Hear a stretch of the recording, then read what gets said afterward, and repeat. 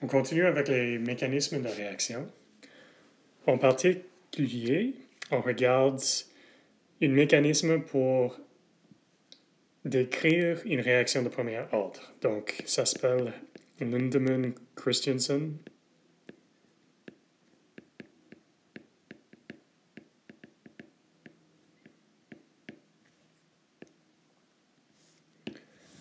Et l'idée sera quelque chose que vous connaissez, mais les détails peut-être pas.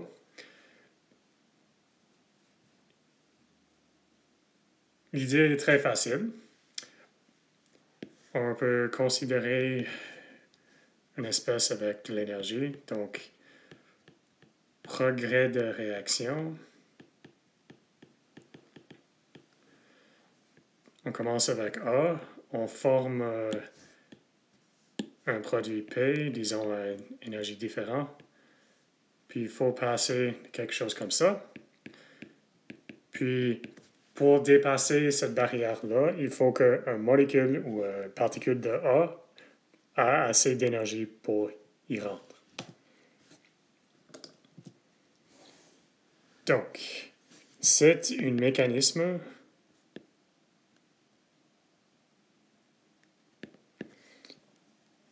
schématique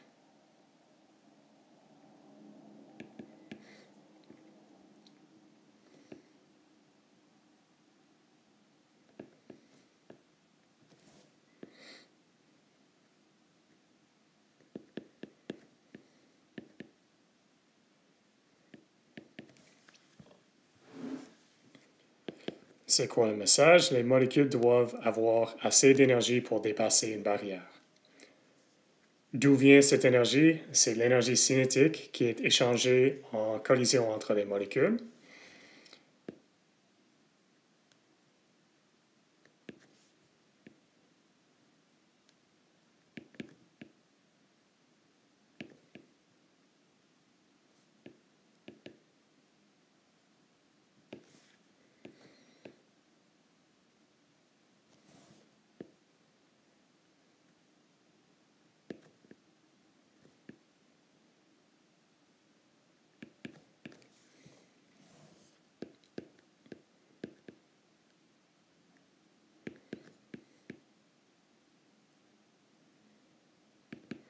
Donc, je mets cinétique en parenthèse pour vous rappeler, ça c'est où l'énergie vient, d'où l'énergie vient, comment est-ce que c'est échangé par des collisions entre les molécules.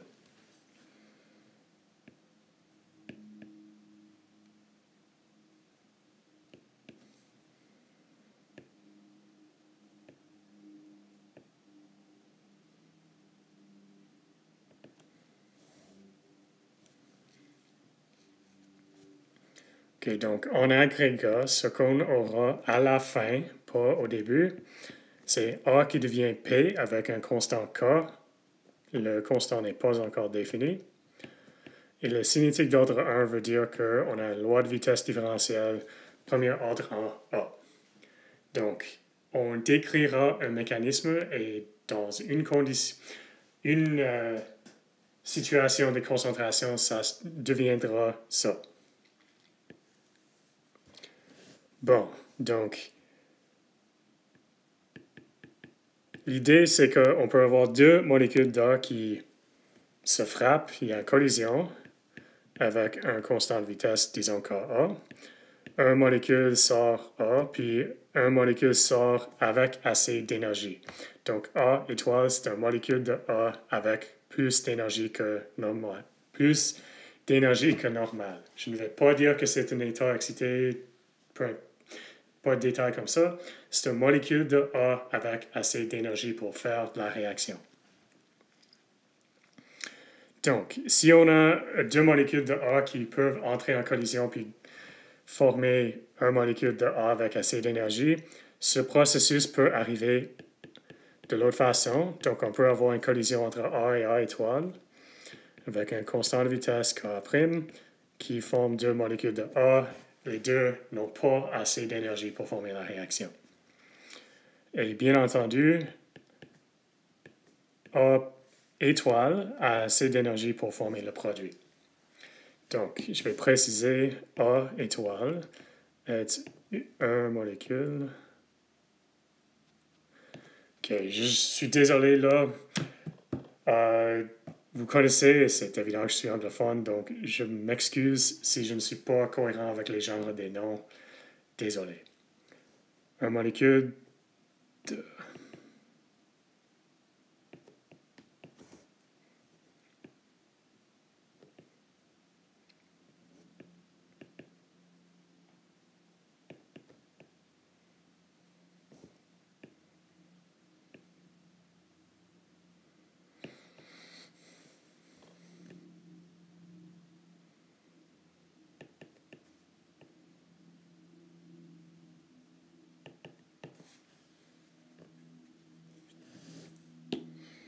Bon, donc il y a 3 étapes, puis je les ai expliquées. On va les nommer, puis on va décrire en mots. Donc le premier s'appelle activation. Soit plus tard, on va parler d'une énergie d'activation. C'est relié, c'est pas exactement ici, mais les concepts sont plus ou moins équivalents, donc on peut oublier d'essayer de les distinguer. Bon, le deuxième processus, c'est la désactivation parce qu'un A étoile devient un A.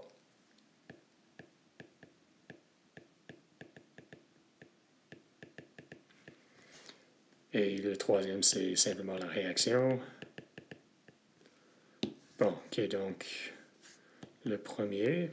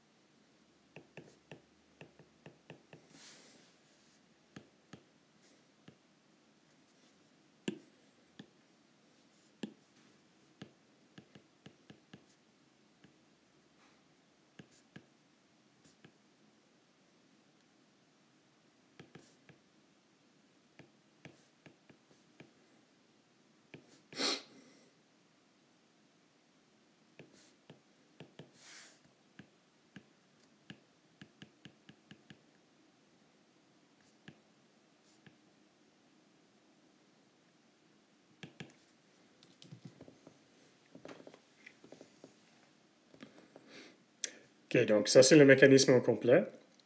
On regardera les équations cinétiques, puis on considérera 2 cas en particulier. Donc, les 2 premières réactions peuvent être écrites comme ça.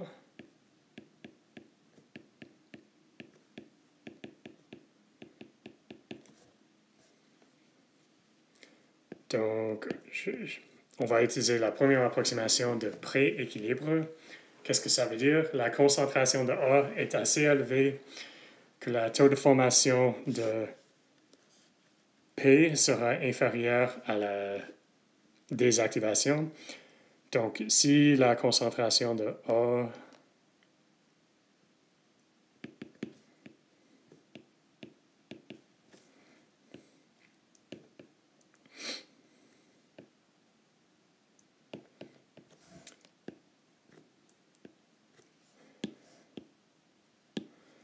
l'équilibre sera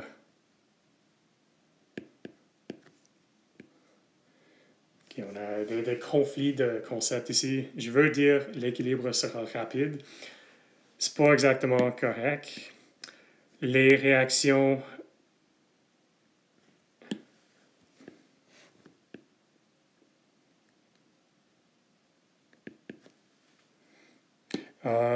les réactions de l'équilibre sont plus rapides que la formation des produits.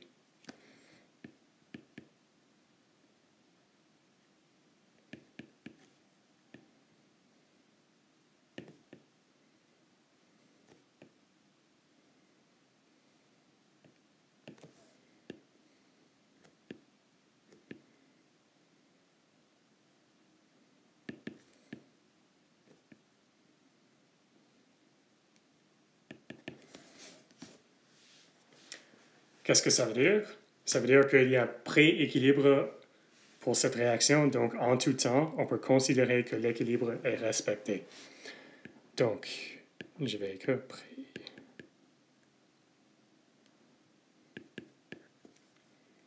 K majuscule, le constant d'équilibre.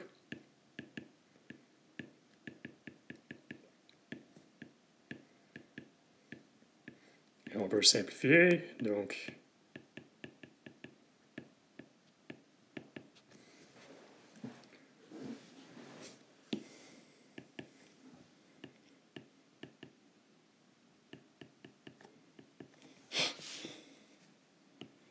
soit avec le constant d'équilibre ou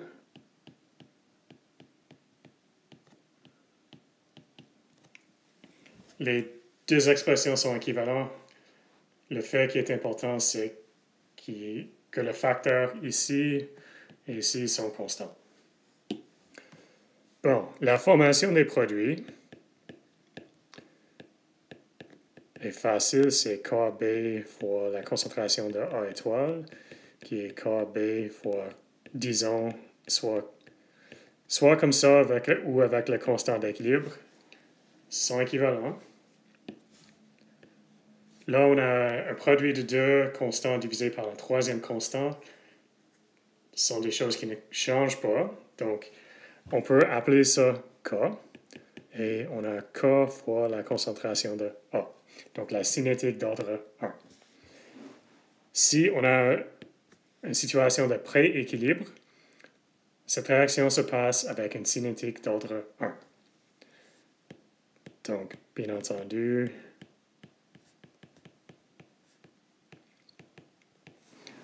donc il faut que les réactions de l'équilibre sont plus rapides que la formation des produits. C'est le cas ici.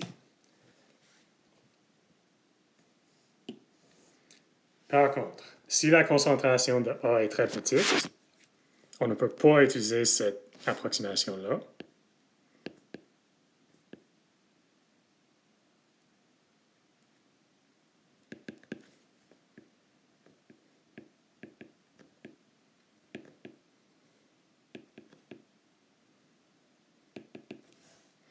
Dans ce cas, l'activation, c'est le nom qu'on a utilisé, se passe moins rapidement que la formation des produits.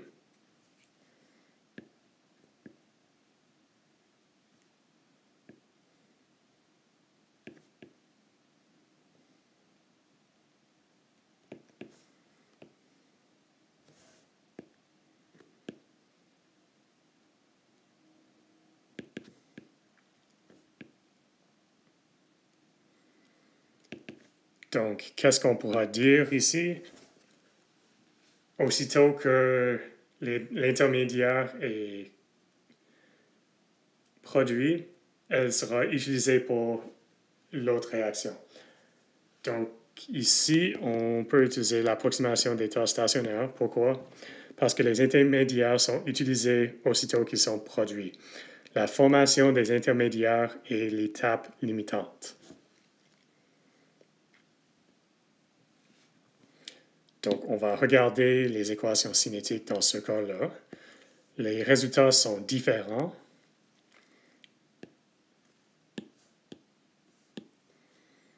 Donc, on commence en écrivant.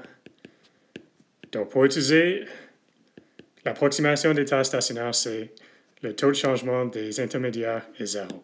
Donc, on va écrire le taux de changement de A étoile, qui est K comme ça. Ensuite, c'est utilisé comme ça. Pardon, pour égal, moins.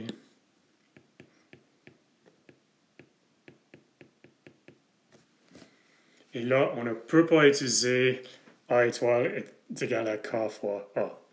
Là, on utilisait l'approximation de prééquilibre qui ici n'est pas valide. Par contre, on utilise l'approximation d'état stationnaire qui veut dire que ça c'est égal à 0. On résout. Ça nous donne une expression pour A étoile Et je vous encourage de faire la simplification vous-même.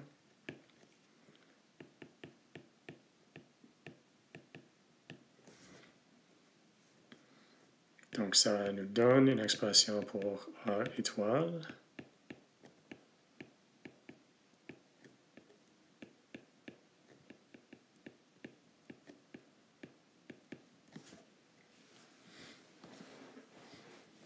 Et pourquoi est-ce que c'est pertinent? Parce que dP, dt, ce qu'on cherche, c'est toujours KB fois A étoile. Donc, KA, KB.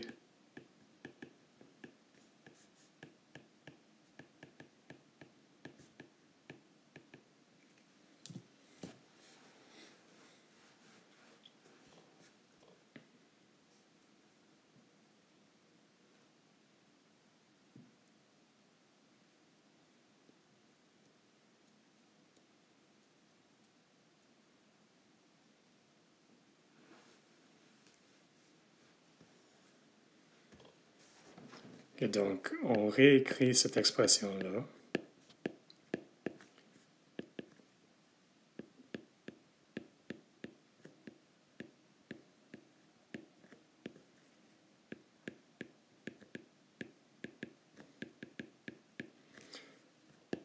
Donc, pour qu'on pouvait utiliser l'approximation des tâches stationnaires, on a supposé que la concentration de A était très très faible.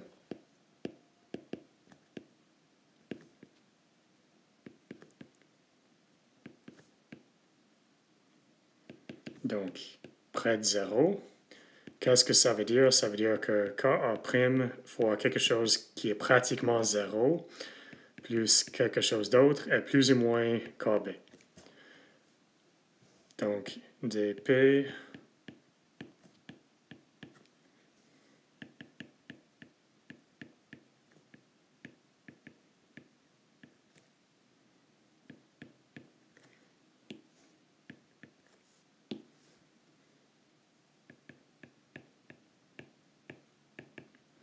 donc, quand la concentration de A est faible, l'étape limitante, c'est l'activation qui dépend de deux molécules de A et on a en effet cinétique d'ordre 2.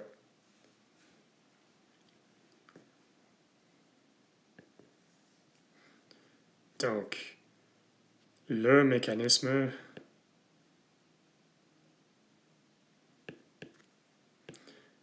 Lindemann-Christensen décrit le processus d'activation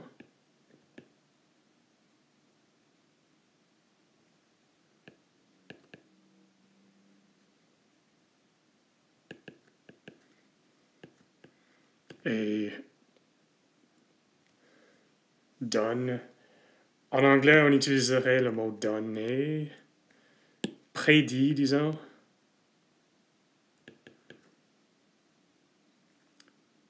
Une cinétique d'ordre 1.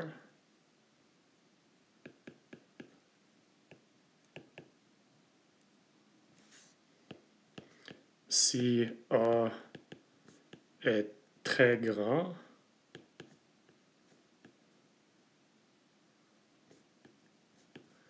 et A d'ordre 2, si A est très faible.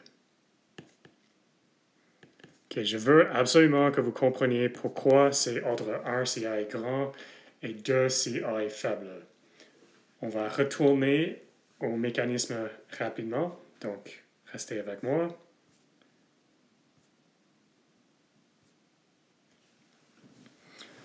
Donc si la concentration de A est très grande, les deux premières réactions seront en équilibre en tout temps et l'étape lente sera la réaction 3. Donc aussitôt que l'équilibre sera respecté en tout temps.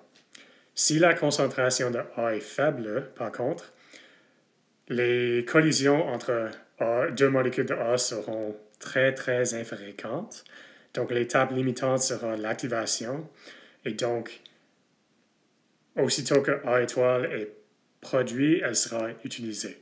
Dans le deuxième cas, on utilise AES. Dans le premier, on utilise le prééquilibre.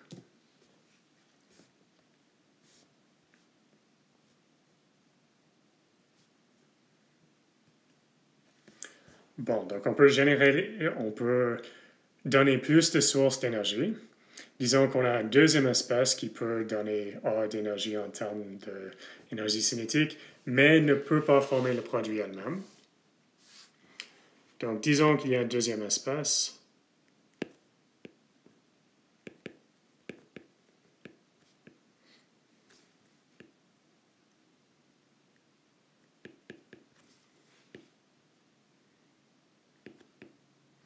On l'appelle M. Donc, on commence avec collision entre A et A pour former A étoile puis A. Ensuite, il y a une deuxième possibilité où A peut entrer en collision avec M pour former A étoile puis M. Il n'y a pas de M étoile. Pourquoi? Parce que M étoile ne fait rien. Il n'y a pas de produit pour M étoile. Donc, finalement, on a A étoile qui devient P. Donc, pour ce mécanisme, A peut gagner assez d'énergie par des collisions avec A ou avec M.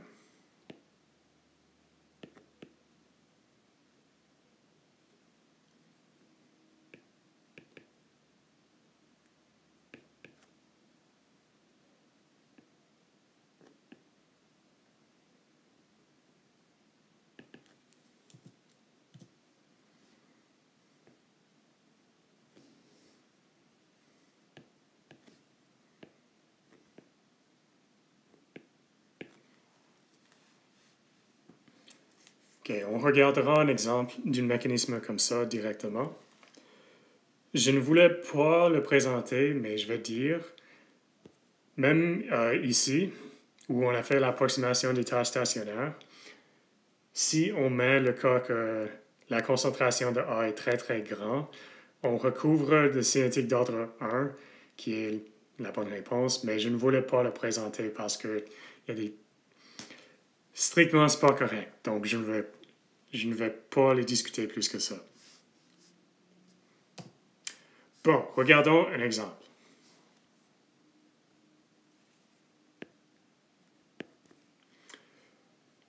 Et c'est l'exemple HPR.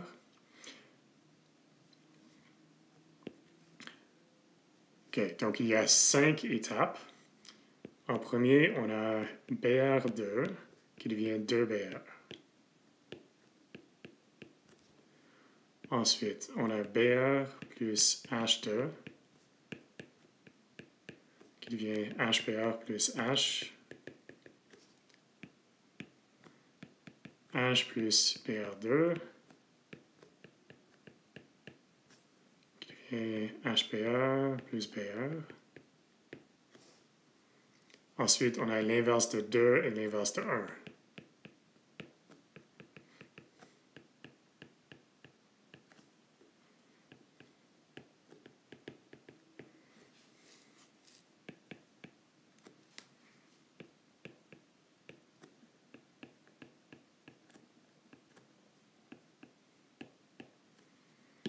Donc, ça, c'est un exemple vraiment simple d'une réaction radicalaire.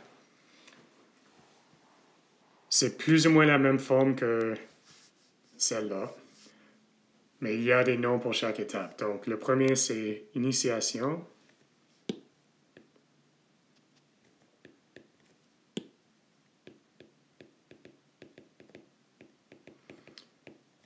Deux, 3 et moins 2, ça s'appelle la propagation. Et le dernier, la termination. Donc, la première réaction crée deux radicales. 2, 3 et moins 2 commencent avec un radical puis produisent un radical, donc ils propagent le radical. Et le dernier termine deux radicales pour former quelque chose qui n'a pas de radical. OK. Physiquement, mesuré dans le labo, l'étape la plus lente est la première. Oublie ça, on ne peut pas mesurer tout ça dans le labo. Je vous dis que la première étape est la plus lente.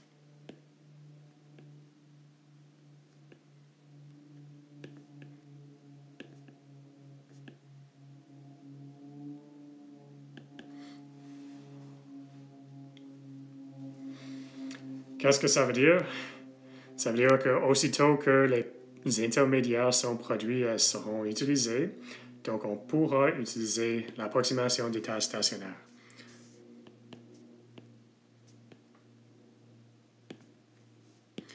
OK, je vais écrire au long parce que je veux que vous connaissiez exactement pourquoi on peut utiliser.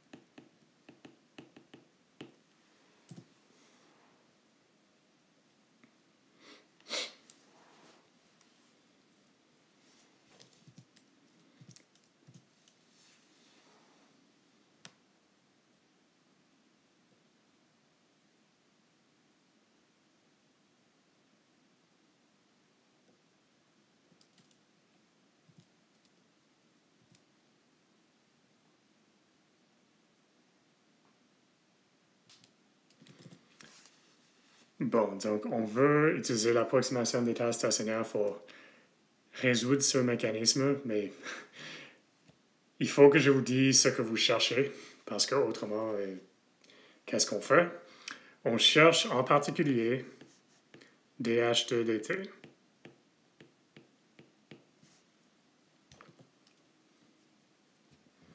Parce qu'ici, la réaction nette, c'est Br2 plus H2 devient 2HBr.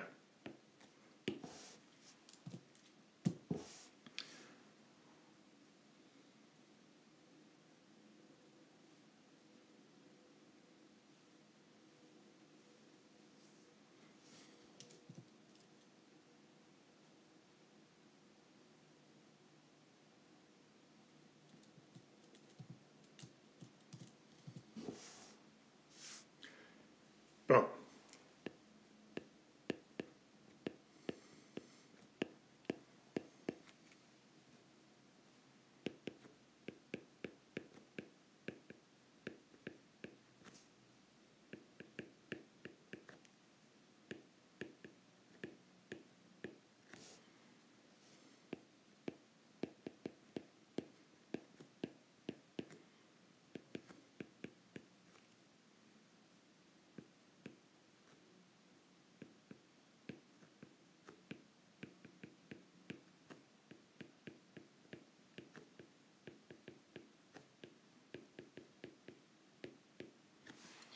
Ça, ce sont les réactifs. On regarde en particulier H2. En principe, on pourra regarder Br2, mais on fait H2. Pourquoi? Parce qu'avec les intermédiaires, ça devient plus facile. Bon, donc c'est quoi les intermédiaires? H et Br. Donc, on commence avec H.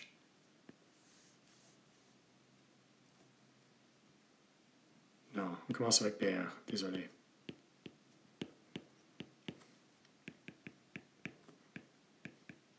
C'est produit par le premier. Il doit y avoir un facteur de 2 là.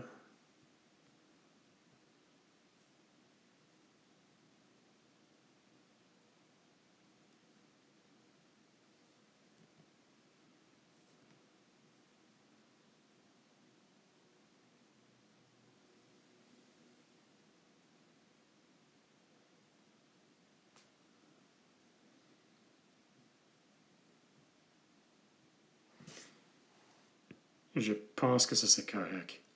Ensuite, c'est consommé par le deuxième.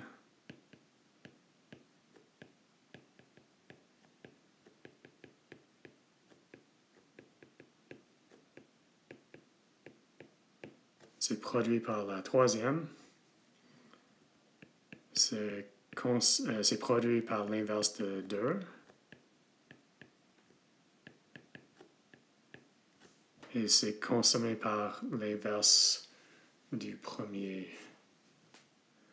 Et c'est là où le facteur de 2 sont un peu tannants.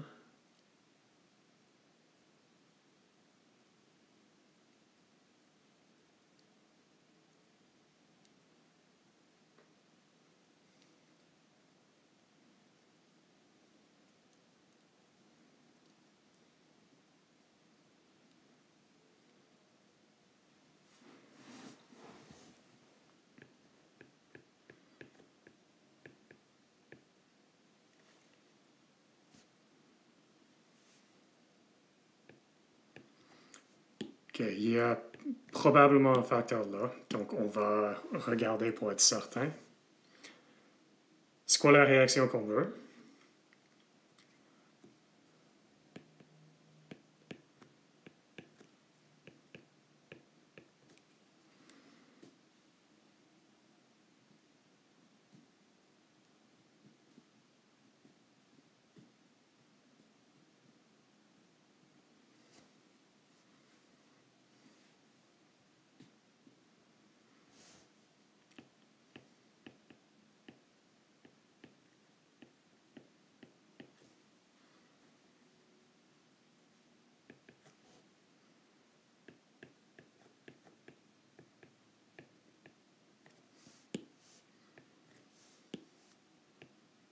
Bon, donc ça c'est certain. Oui, et là c'est évident. C'est moins 1,5 fois dVr. Je le fais au long parce qu'il faut être patient, parce qu'il ne faut pas oublier les constants. Donc c'est... Non, et là je l'ai de la mauvaise façon. C'est comme ça. Donc...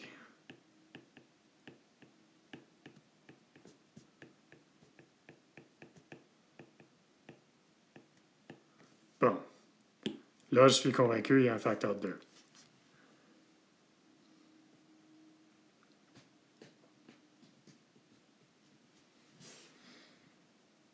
OK. Approximation d'état stationnaire, ça c'est égal à 0. Et ça sera notre première équation qu'on développera. Le deuxième est plus facile.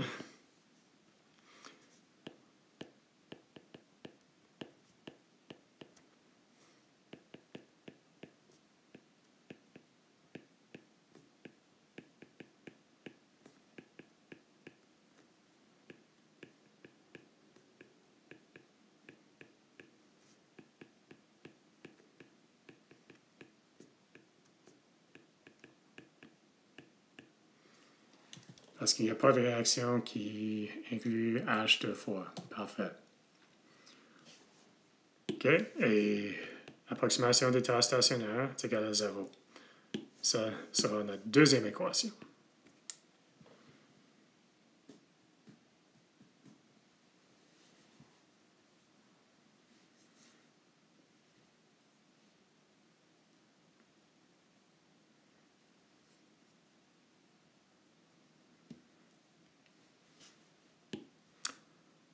Bon. K2 fois BRH2. K2 BRH2 avec l'autre signe. K2 prime HHPR. K2 prime HHPR avec l'autre signe. Ensuite, K3 HPR2, K3 HPR2 avec le signe inverse. Si on additionne 1 et 2,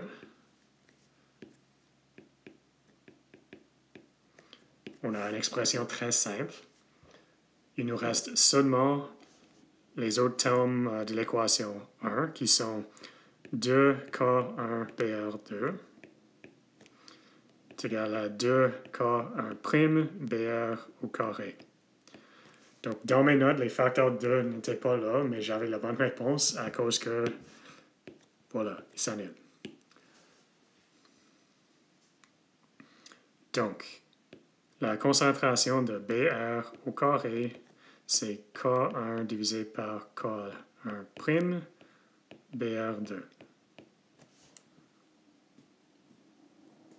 Okay, je vais répéter ça sur la prochaine acétate parce que c'est un peu chargé, là.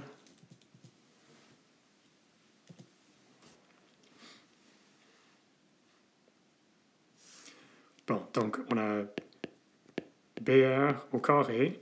Et pourquoi est-ce qu'on veut BR? Parce qu'on veut faire une substitution là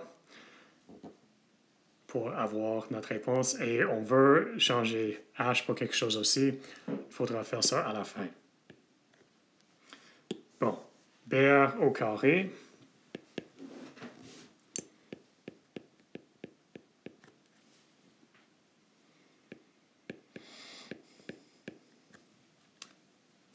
Donc, pour résoudre pour BR, on prend la racine carrée.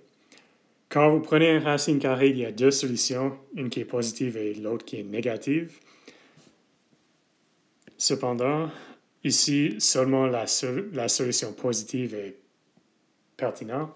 La solution négative ne correspond à une situation possible. On ne peut pas avoir des concentrations négatives. Donc, K1 divisé par K1', puissance 1,5, BR2, puissance 1,5. Donc là, vous voyez probablement la première fois les concentrations en puissance 1,5. Ça arrive dans cette situation-là où on a quelque chose qui divise en deux. En particulier, BR2 qui devient 2BR. Donc, il faut résoudre pour H.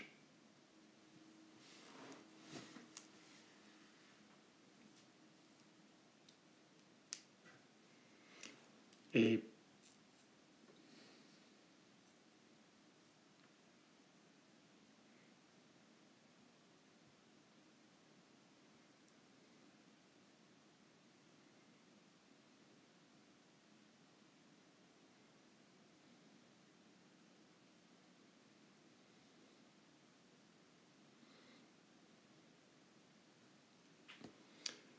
pour y faire, on va utiliser l'équation 2.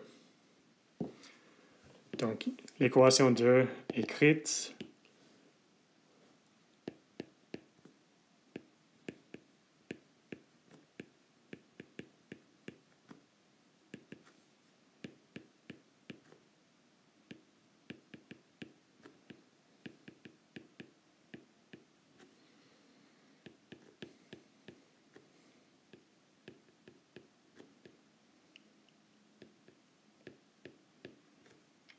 Et on veut une expression pour la concentration de H. Donc, il faut factoriser et réarranger. Je vous encourage de le faire.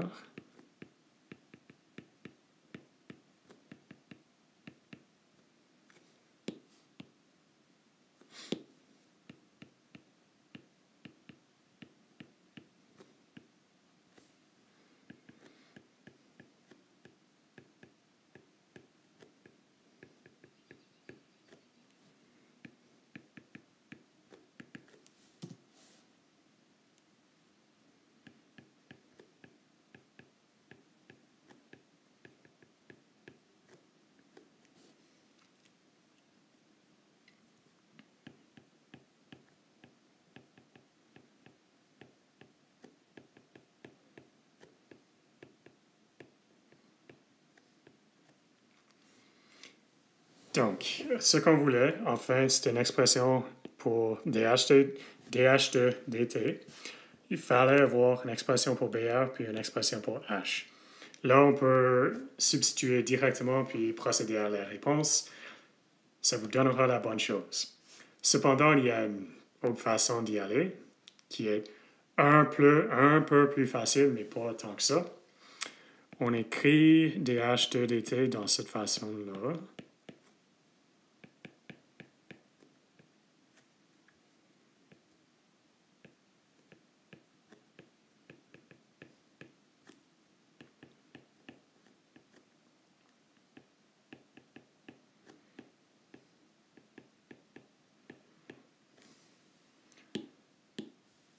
Donc, il y a plusieurs... Ça, c'est une simplification facultative. Ce n'est pas nécessaire. Vous pouvez substituer vos expressions pour BR et H directement. Vous aurez la bonne réponse. Par contre, vous pouvez remarquer que ce terme-là puis ce terme-là sont identiques, ainsi que celle-là et celle-là. Donc, on peut enlever équation 2 de cette expression-là. Qu'est-ce qu'il nous reste?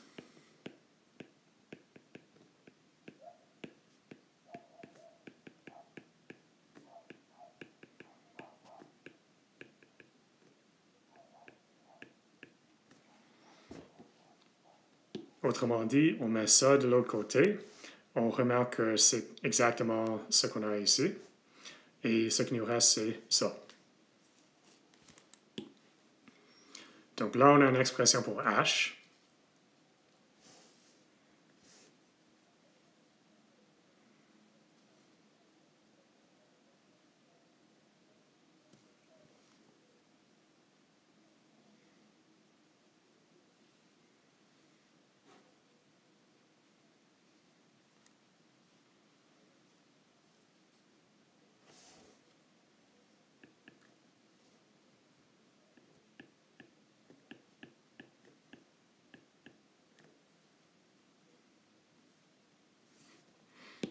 Et toujours, je n'ai pas écrit la bonne chose.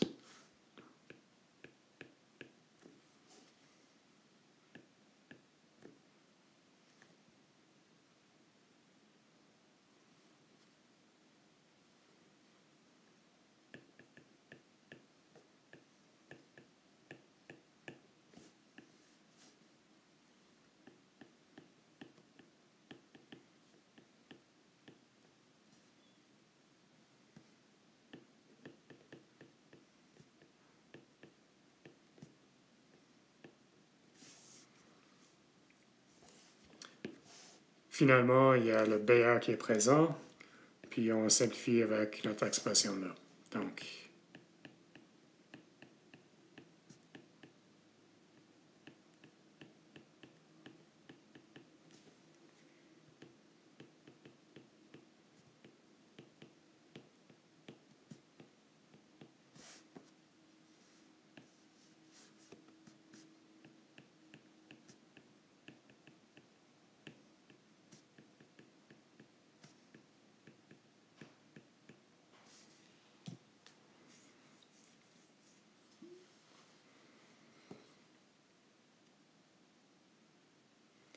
bon, donc ça, c'est un mécanisme proposé pour cette réaction-là. Ce n'est pas le seul mécanisme proposé pour cette réaction-là, mais c'est une. Ça vous donne un exemple d'un cas où on peut utiliser l'approximation des tâches stationnaires. Je vous garantis que sur l'examen, il faudra utiliser l'approximation des tâches stationnaires une fois. Vous verrez, et je pense que vous avez déjà vu des exemples, donc vous aurez beaucoup de pratique. N'ayez pas peur.